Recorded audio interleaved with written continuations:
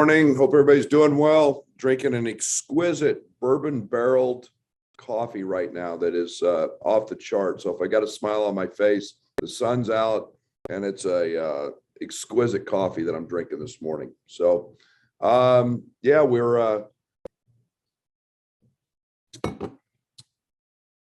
glad to get off the Northwestern game. I think we learned some things. We've talked about a few things. I really liked our first half, as I mentioned. I thought we were pretty sloppy the second half. I think we had a little mental letdown, but that's beyond us, and we're getting ready to play a team that is playing extremely hard, playing extremely well. They're very confident. We've seen the emergence of Mulcahy turn into maybe one of the league's best guards, in my opinion.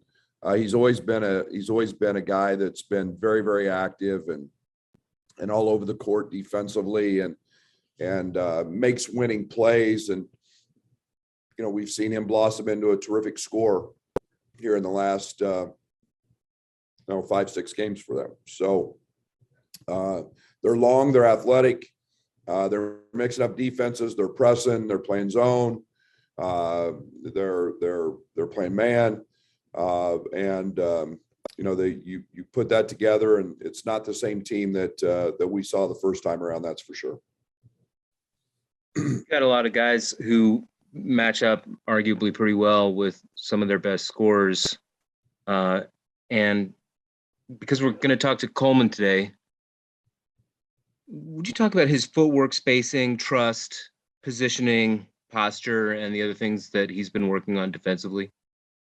Yeah, everything with Coleman starts more on the defensive side with his base, and Coleman's pretty erect, and he's got great length. And when Coleman stays down and stays low, he can really bother people. You know, it's the old adage: the lower you are, the quicker you are. The lower you are, the stronger you are, and the stronger your base is. And it's one of the things that Coleman keeps working on and is getting better at, is staying lower. Especially guarding more perimeter-oriented type guys. You got to have that great foot speed. He's a guy that plays angles great, and his IQ really helps in that area. But he was really good in the last two games. So it's something that you know, when Coleman is dialed in defensively and flying around and playing with high energy, he's an elite defender. Including Coleman, it seems like you've got basically 12 guys to put into a 9-man rotation, some not necessarily playing one game and playing quite a bit the other. I assume that that's a strategic advantage as you get into this deep in the season where you're playing, you know, traveling a lot, getting tired. It can be. There's no doubt. You know, I think that every game's got its own identity. I think we've got a group of guys that we know we're comfortable with. Seeing the emergence of RJ, you know, I think that that's obviously warranted more opportunities and more minutes, and you know, I think he's a special talent. But I feel comfortable with all those guys, and that's a nice position to be in. Thanks, Brad. Coach, these guys are 12-2 at home. What do you think makes them so tough, such a tough out there at the rack? Have you ever been there? I have not. I'm not. It's another gym. The court's 94 feet. The rims are 10 feet. You know, to use a Hoosiers adage, but the fans are right on top of you. It's it's old as hell. The acoustics are dynamic. Everything reverberates in there. You know, the students are right there on you. You literally can't hear, the players can't hear me in a timeout. And there's tremendous energy. There's student impact there is as good as there is in the country. So it's you know, all in all, it's turned into a great home court. Steve should be commended for that, and their players, and it's a sellout. And you know, anytime you get that kind of energy in a building, it can be a positive for the home team. You said this is a different team than you faced in December. what's different about them, and what are some of the challenges for your team? They're playing as hard as anybody in the country, and they're really playing hard. And and then as I mentioned in the opening, Mulcahy's turned into a guy that is causing people problems. He's posting up a ton. They didn't have Gio in the first game. We all know Gio's been a guy that's been a all-league caliber player his entire career. He's a great shot maker. So it gives them another bit of offensive punch. You put that backcourt together, and it's a pretty doggone good backcourt. Hey, Brad, I just want to ask, with Trent giving you everything he's given you minutes wise and with the injuries, do you guys have to handle him differently during a week? Do you have to try and give him time off? How do you just kind of handle him? Yeah, we're more sensitive to it, and I think Trent's grown in that area. I think Trent's never been a guy that's had to just completely dive into recovery and cold tubs. And, he's such a freak athlete that he just bounces back. I think, he understands the importance of sleep. But yeah, we try to, he doesn't fight me to take him out of practice because I think he gets it now. And early on, and, even in this year, it was just a constant, coach, I'm not coming out. I'm not, he just, and now he understands the value of it, but he's pretty special that way. And from a competitive side, but we try to monitor. Yes. And just along those lines, what does Andre's impact, the more he gets into the rhythm, help Trent? How do they play off each other and kind of help each other? Well, it was like yesterday. Great.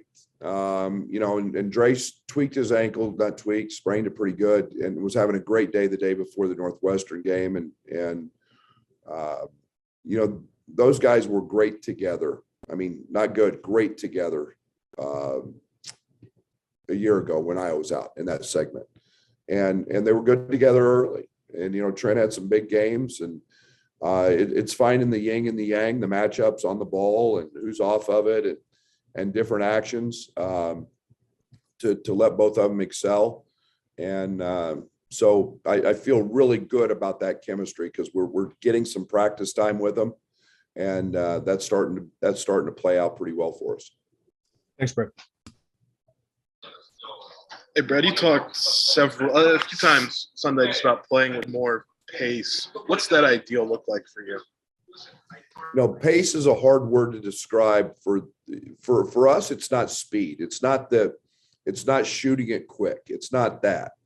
Pace is the movement in the half court, the cutting, the ball movement. Getting into ball screens quicker, getting out of ball screens quicker. So the defense isn't as stagnant as much as anything else. The first half yesterday was, or 2 days ago was spectacular. If we can play with that pace in the half court, and it's more a thrust in transition. We're not getting those easy baskets we got with Iowa. We're just not. But it's still has to be an attack mode in transition, and it's not about shooting it under 7 seconds and taking a bad shot just because that's what we want to do. It's about playing with thrust so the defense never gets its feet set. And I mean, the defense you face is going to have some impact on if you can get that type of pace in the half court. But what can you do to maybe impose your will a little bit more in that regard? Yeah, we've got a bunch of what we call mass movement plays. We love those mass movement options. We went to it a lot in the Northwestern game, and it was great for us. There's a time for sets and there's a time for mass movement, and I think we've been really good in that balance. And it's one of the things that we can't turn the ball over when we get to that stuff, but there's still tremendous opportunities for us to be successful in both. Thank you. Well, first, Brad, I got to know where the coffee's from that you are so fond of. This is I got to ask Zach where he got it. Zach, we grind our own in the office. And so this is one Zach found. And if you know anything about Hamer, he's a coffee snob.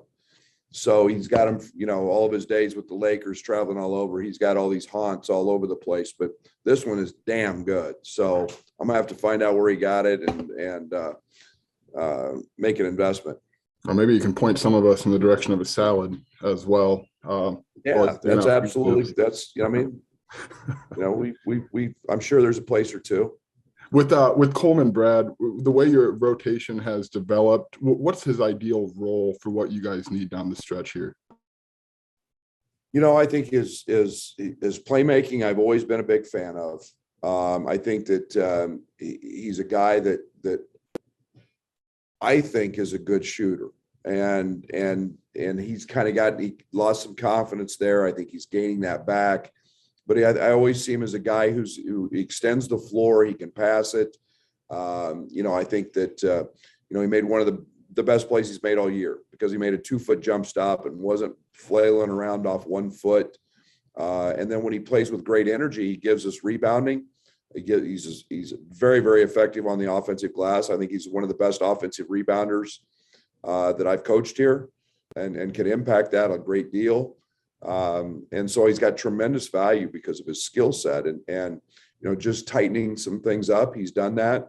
And now we're starting to see that confidence come back. With that shooting, he's taken 8 shots in the last 8 games. How do you guys massage that back for him? Or I guess maybe what led to that? Doesn't look like there was one game where you could have said, oh, it went away there. No, we faced a segment where guys weren't guarding him, teams weren't guarding him. And that gets in, that can get in your head. That can be a challenge. And the game today is about spacing and creating opportunities. And, if you're not guarding, that means they're sitting in Kofi's lap. And you got to be tough enough to jump up and confident enough to jump up and make shots when you're not guarded. And sometimes that's not easy. And but getting yourself in the gym and shooting 500 balls a day, so you feel great about it. That's the work, and he's getting back to that. Thanks, Brad. Hey, Brad, this going back to the rotation, this can be a time of year when coaches shorten up their bench, but seems to be different guys for different games. What's the main driver for you? Is that matchup driven, performance in practice? What's driving that when you decide who gets in? All those guys are practicing pretty well right now. So it's more matchup and it's more what the game needs. And at that time, the opponent has a little bit to do with that. How they guard, to be honest, how they guard Kofi impacts it a lot, what they're doing, who we play. I think that, RJ's proven now defensively that he can guard a lot of guys and was tremendous on Audige the other night. So I think there's more impact based on probably the presence of Kofi and what the game needs. And then there's a defensive factor as well. We're trying not to put ourselves at a disadvantage when we make a substitution based on the defensive side. Do you find yourself following I know the game can swing and maybe surprise anybody, but do you tend to find a plan that you're following in that, or is it more reacting to what the game is and then deciding what pieces to use? Well, I go in with a plan, but it doesn't necessarily manifest. I mean, I went in the other night knowing we were going to need Luke, and I didn't play him.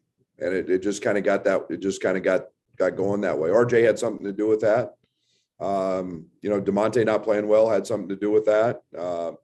But it was what the course of the game brings you, and timeouts in the second half impact that game a lot, in terms of rest. And, we got long timeouts. I mean, when TV, we got 2-3 minute timeouts, and so guys can get rest, and maybe that shortens the bench, and you don't need guys as much based on that. So there's a lot of factors that go into it, but there's always a plan or an idea that I have, headed into it. Hey, thanks much. Hey, Brad, I know, excuse me. I know, I guess because of injuries and Andre coming back late and players emerging, you haven't really been whole until kind of late in the year. What kind of, I guess, a balancing act does that create with kind of putting your best players on the floor as well as trying not to necessarily tinker too much at the end of the year? No, there's a lot of truth in that. And, I think the one thing that, we found last year, with Io being out, and we were rocking and rolling. We played great without him. Now, all of a sudden we put him back in and you're like, okay, does that throw off your chemistry? We've had so much of that this year that we've learned to, I think, navigate it pretty well. Now that we are somewhat healthy, closer to it, we're getting a little more practice time under our belt. We're starting to see some chemistry and develop some things and able to work on lineups. We're probably working on lineups and player placement on the court more than we ever have, just simply because of what you said. We've had some challenges, and you want to get your best players with the best chemistry on the court as much as possible. Yeah, and I guess what are kind of the keys to having to develop that chemistry, I guess, quicker than normal? Practice, continuity, fluidity, putting guys in positions to be successful. The opponent has something to do with that, how they tag, how they guard ball screens, how they, and so, every game presents itself a different deal. We have what we call the orange card, which is a group of about 10 things that we know we're going to run no matter what. What we see, we feel confident in it. Our guys are good at it. We can tweak something here or there. We've slimmed that down a little bit in terms of the play card, so we can get guys really good from a chemistry standpoint at something. All right, thanks, Brett. Okay, we've got time for Doug's follow-up, and then that'll be the final question for Coach. Go ahead, Doug. Thank you. Coach Jake's been in a little bit of a mini shooting slump. Is there some concern there? And how's he been shooting the ball in practice?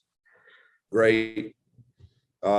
Jake's value goes way, way, way beyond his ability to make shots. He's the guy that stretches the floor, and he's seeing a ton of pressure. People are trying very hard. Most people are trying very hard to take him away because they fear his shooting, and yet he's a gravity guy. So people have to gravitate towards him because he's such a good passer. He finds guys. So the last thing I worry about is Jacob Grandison. He's a guy I trust, and no matter whether he was 0 for 7 like he was the other night, they were good looks. All but 2 of them.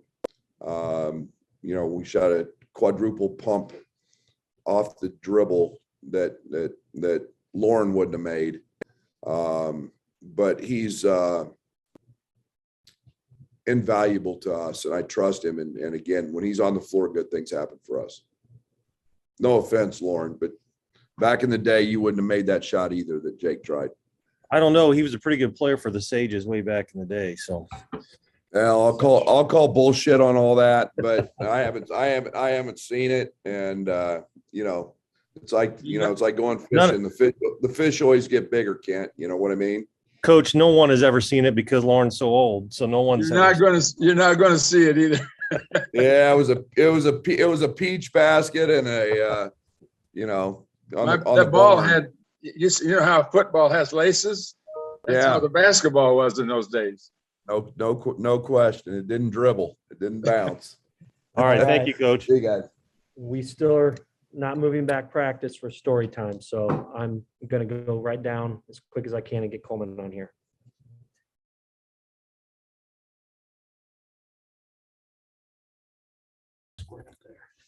Okay, Kent, we good? We're good. All right, Coleman. We'll start with questions. We've got Rob McCauley leading off, and then we'll go down the line. Coleman, you had a good go around against Rutgers the first time. Coach says they've changed a little bit. What are the keys for tomorrow for you defensively? I think just coming in, impacting the game on defense. Ron's a great player. I guarded him last time and just kind of disrupt things with my length. But yeah, just come in defensively. They get going at the rack. They play extremely well at the rack. So just not letting guys get going there and and just doing what I do on defense. Is it just the matchup with Harper? Is there something about the offense they run that makes you particularly a good defensive option for Illinois? We just noticed, sometimes Ron struggles with length. As you saw, the first time we played them. I think that matchup is a great matchup. And then I think you could throw me on anyone out there, whether that's, McConnell at 6'7", Paul McKay, he likes to get to his post up. He's been playing well, but anywhere that coach needs me, I'll go out there and I'll guard. So thanks, man. Good luck tomorrow. Thank you. Hey, Coleman, Coach talked about this on Sunday, but the fact that you guys are in first place in the Big Ten, it's hard to not hear that. Maybe hear the talk about a Big Ten title, but you don't talk about it much as a team. How do you feel like you guys need to handle that the last 3 weeks, firmly in the hunt to win a Big Ten title? Yeah, just go out there and win. That's all you can do. Just leave everything out there. I mean, there's 5-6 games left. So just go out there, play hard every night. Every team's going to be coming for us. Every team's going to throw their best game at us. So go out there and, give it your all. And, we deserve one too. We deserve a Big Ten title. So, yeah, just go out there and win games. And something Kofi said after the Northwestern game was he got the win. It was great, but it was kind of frustrating just maybe the way you guys played the second half. What can you guys still maybe clean up, do better, here in the stretch run? I think limiting turnovers is a big key. Down the stretch, it led to a lot of transition points for Northwestern. Like I said, those turnovers lead to transition points, and our defense isn't so great in transition. Our defense is really good in the half court, though. So limiting turnovers, making the right plays, knowing when to take shots, right time, and just no scouting report mistakes. I think in the Northwestern game, we let Ty Berry go off for 5 threes, knowing that all he can really do is shoot. So, less scouting report mistakes and limiting turnovers is definitely a big thing. Thanks, Coleman. Hey, Coleman, as this season goes on, what role do you envision for yourself on this team? I mean, it looked like you played with a lot of energy against Northwestern. How do you kind of build on that, and is that your role? Yeah, just trying to find a way to impact the game, whether that's on the offensive glass, making passes, getting guys open, any kind of way that I can just impact the team whenever coach puts me in, defense, anything like that. Somehow, some way, just try to find a way to, whether it's a certain amount of minutes, larger, smaller, just trying to find a way to impact the game any kind of way. And Coach talked about teams had been playing off of you a little bit as a shooter, and I think you've taken 8 shots in the last 8 games. What's the psyche behind that in terms of, teams are playing pretty far in the paint? How do you kind of handle that? I mean, I haven't really noticed it. I think a lot of times at the 4 spot, they want to take those plays away, especially our high-low passes and everything. But I've been going back and forth between 3 and the 4. So the 3 is you're more in the corner of the offense. So you get opportunities, but it's just they swing through you, and you make certain reads, and it's not the same at the 4. But it doesn't affect me. Whatever shot comes to me, I'm gonna take it. But it's just whatever. The rhythm is of the game. If I'm open, I'm going to shoot it. But if I'm not, then I'm not. So, it doesn't really affect me. Thank you, Coleman. Coleman, after the Northwestern game, Coach Underwood had some really good things to say about your play. What was that a kind of a confidence booster for you? Yeah, I definitely need to find a rhythm again, to where I'm playing like myself. I think sometimes I get caught up in not being myself, but I think definitely, with Coach talking good and showing that he's believing in me, throwing me in there, it definitely is a confidence booster. Last time out against these guys, one of the big storylines was your defense on Ron Harper Jr. So are you looking forward to this game and the challenge of checking him again? Yeah, for sure. Ron is a great player, a good friend of mine too. So yeah, I think it's definitely a great challenge. Like I said, especially at the rack, they really get going at the rack. So it's going to be a real big challenge and knowing what's on the line as well. So yeah. Thanks, Cole. Coleman, I want to follow up. You said you weren't feeling yourself. What led to that, and how do you kind of get through that? Just getting to the gym, put shots up, trying to get back to, the player that I think I am. And yeah, just going out there and playing hard. Early on, I played with a lot more energy and, sometimes in the season, you play so many games, you kind of, you just need to refocus. And I think that's what I'm getting back to now, just, locking back in and knowing what's on the line and, doing whatever it takes to win games. So. Is it difficult, Coleman, to go from, with so many injuries early in the year, you were kind of one of the guys, and then having to find and kind of reset a role? Like, how do you kind of handle that? It is kind of difficult, but like I said, it just whatever coach has for us, whatever lineups he wants in, as long as, we're winning games, that's all that matters, Big Ten championship, that's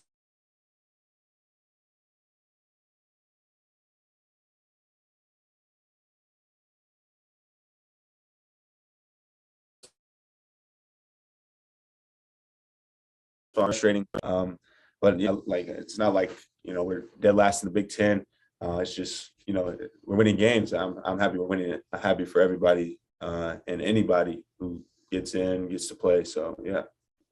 Thanks, Coleman.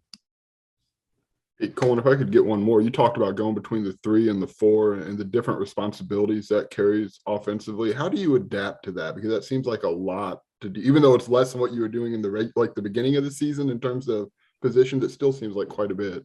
Yeah, sometimes we're running a play and I'm thinking I'm a 4-man because I'm guarding the 4-man on the other end, or I'm just used to playing the 4, but I'm actually playing the 3, and I just sometimes it gets mixed up.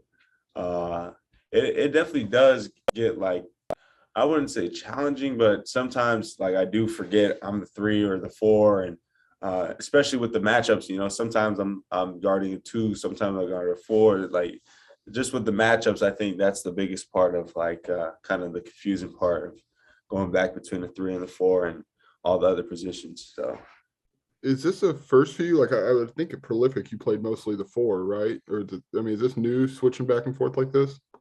No, because I've played multiple positions before.